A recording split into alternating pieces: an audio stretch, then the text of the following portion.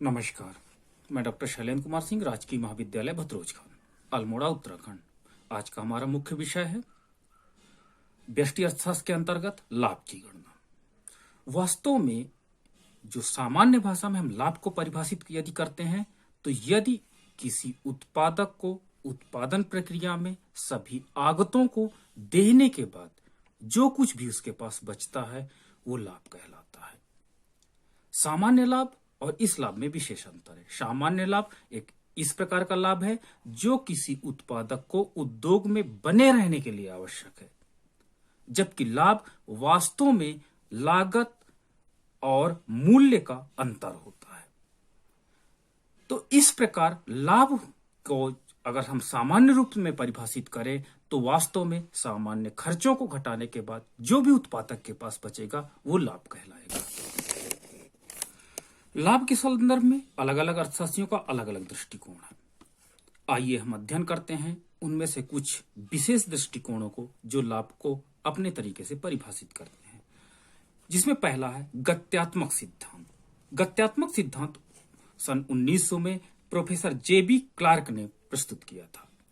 उसके बाद हमारे पास है शुम्पीटर का नवप्रवर्तन सिद्धांत। शुम्पीटर ने बताया कि वास्तव में जब कोई उद्यमी नवप्रवर्तन की प्रक्रिया अपनाता है तो उसके परिणाम स्वरूप अर्थव्यवस्था में उसे लाभ प्राप्त होता है, लेकिन जब ये नवप्रवर्तन की प्रक्रिया को सारे उत्पादक इमिटिएट कर लेते हैं, अपना लेते हैं, तो वास्तव में वो लाभ उसका समाप्त हो जाता है और सामान्य लाभ की तरफ आ जाता है। इसके पश्चात जोखिम का सिद्धांत प्रोफेसर हॉर्ले ने दिया था। हॉर्ले ने बताया कि जोखिम वहन करने का पुरस्कार ही लाभ है, जबकि प्रोफेसर नाइट ने बताया कि अनिश्चितता वहन करने का वास्तव में प्रतिफल लाभ है।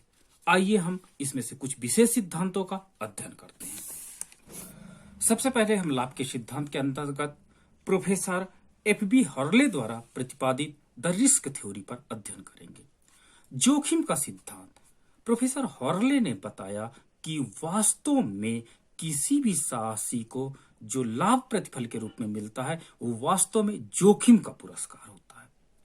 उन्होंने कहा कि जिस उद्योग में कोई उद्यमी जितना अधिक जोखिम लेगा, लाभ की मात्रा भी उतनी अधिक होगी, क्योंकि जोखिम एक कष्टप्रद स्थिति है।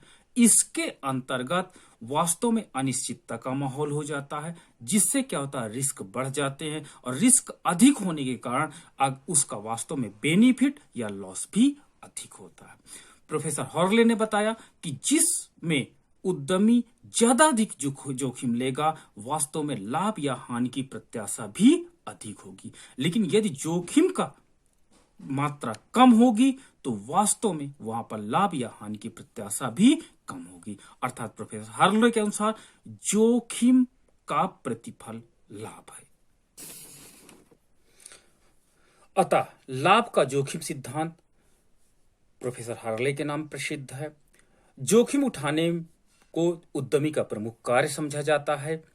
लाभ वो अवशेष आय है जो उद्यमी को उस समय प्राप्त होती है जो जोखिम उठाता है। उद्यमी अपने व्यापार को जोखिम में डालता है और उसके बदले लाभ के रूप में पुरस्कार प्राप्त करता है, क्योंकि जोखिम उठाना एक कष्टप्रद कार्य है। जोखिम को बीमांकन मूल्य से अधिक भुगतान की अतिरिक्त मात्रा लाभ है।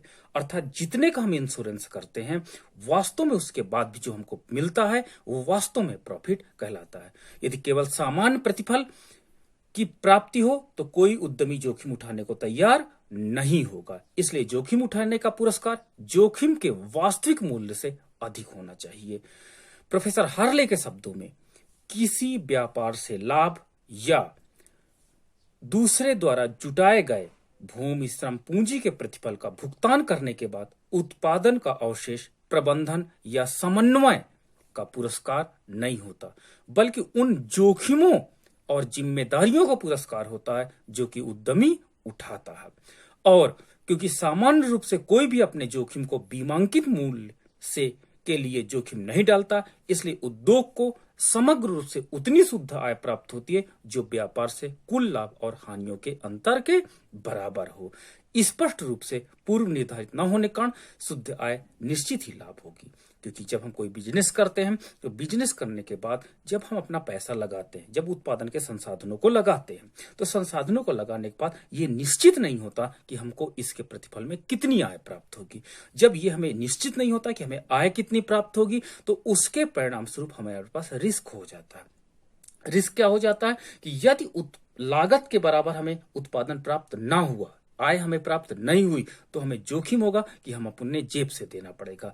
परिणाम स्वरूप एक निश्चितता का अभाव ही जोखिम को लाता है और यही जोखिम लाभ का कारण बन जाता है।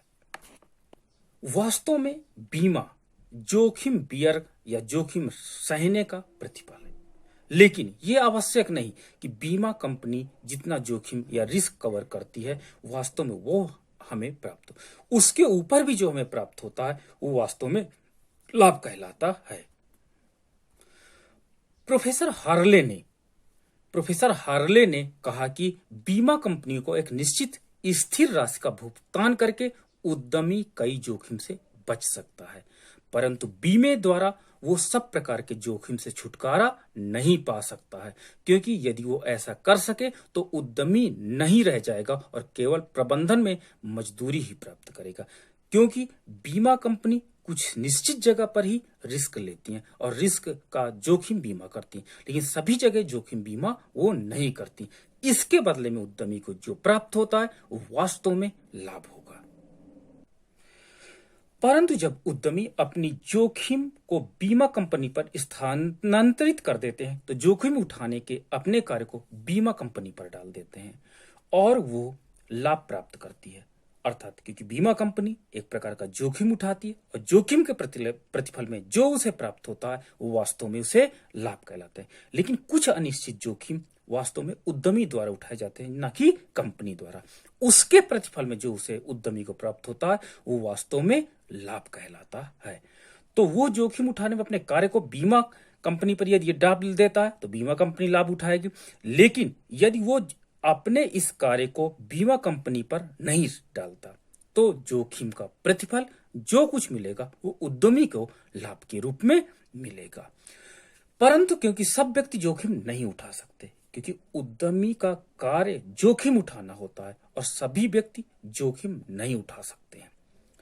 अभी हाल ही के दिनों में एक रिपोर्ट छपी अमेरिका के जर्नल में कि भारत में उद्यमियों का अभाव है, अर्थात कोई भी व्यक्ति रिस्क नहीं लेना चाहता। मैनेजर सारे बनना चाहते हैं, उत्पादन सभी करना चाहते हैं, श्रम सभी करना चाहते हैं, भूमि अपना सभी देना चाहते हैं, लेकिन जोखिम फैक्टर पर काम कोई नहीं करना चाहता। तो वास्तव में जोखिम उठाना उद्यमी का एक मुख्य कार्य होता है कि कौन सा प्रोडक्ट लॉन्च करना है, किस समय प्रोडक्ट लॉन्च करना है, कहां पर इसको लॉन्च करना है, कितनी सप्लाई करनी है, कौन से क्वालिटी का, कौन से कलर का बनाना है। ये वास्तव में जोखिम का कार्य है। अगर प्रोडक्ट मार्केट में चल गया तो वास्तव में कंपनी काफी इनकम होगी और वास्तव में उद्यमी को काफी अधिक लाभ प्राप्त होगा। लेकिन अगर लोगों को मार्केट में इस चीज को लोगों ने नकार दिया तो वास्तव में उद्यमी का ये जोखिम नुकसान में कन्वर्ट हो जाता है।